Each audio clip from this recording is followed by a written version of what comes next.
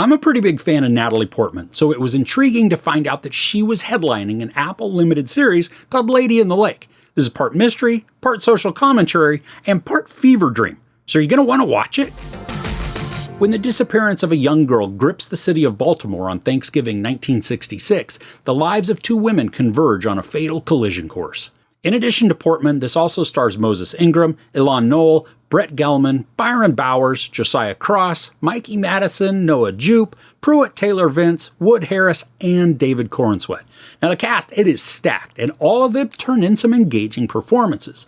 Now the concept for the plot is that Portman plays this Jewish housewife named Maddie, who has some journalistic experience and then becomes intrigued and even obsessed with the disappearance of a young girl.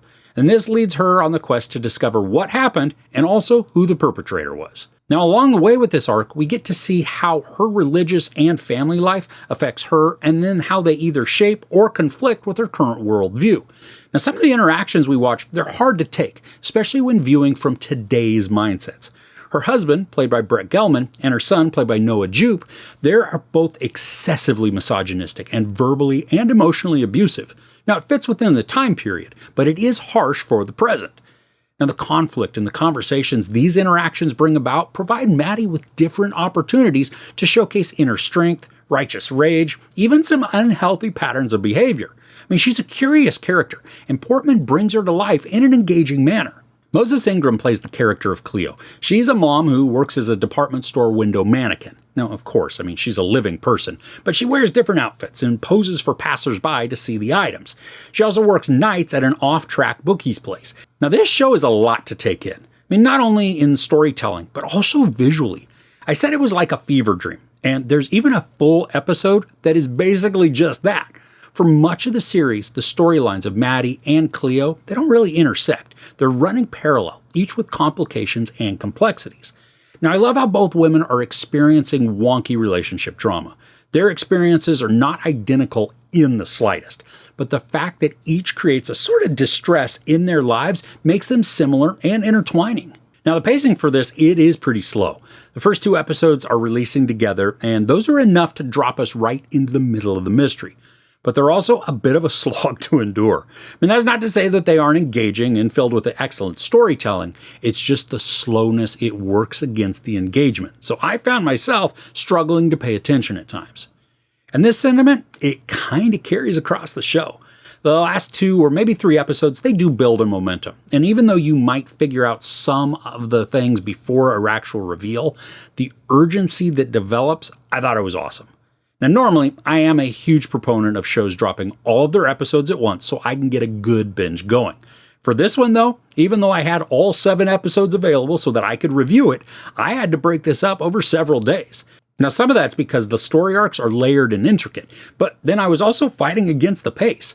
Now, if you're not fully engaged after watching the first 2 episodes, but you still want to see how this all unfolds, I'd recommend watching 2 episodes at a time. You're going to be skipping weeks, but I found that 2 were digestible and manageable. Otherwise, my brain began to just check out.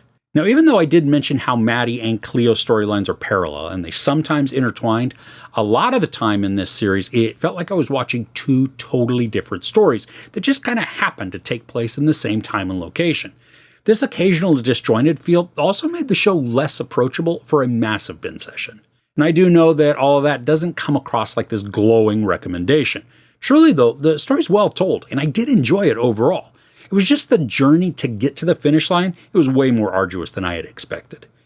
Now, for as much as I enjoyed the performances of Portman and Ingram, my favorite character was Reggie, played by Josiah Cross.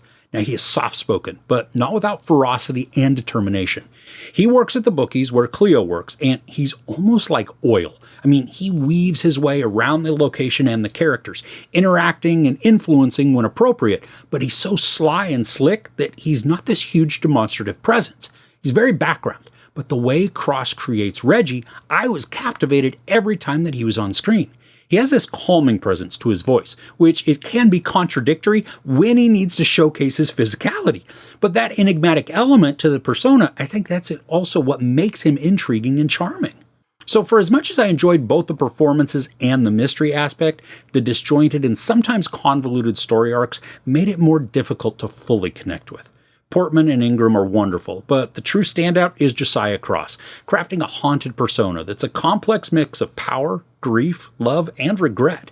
The message and plot manage to get lost multiple times throughout the narrative, slowly finding their way back by series end.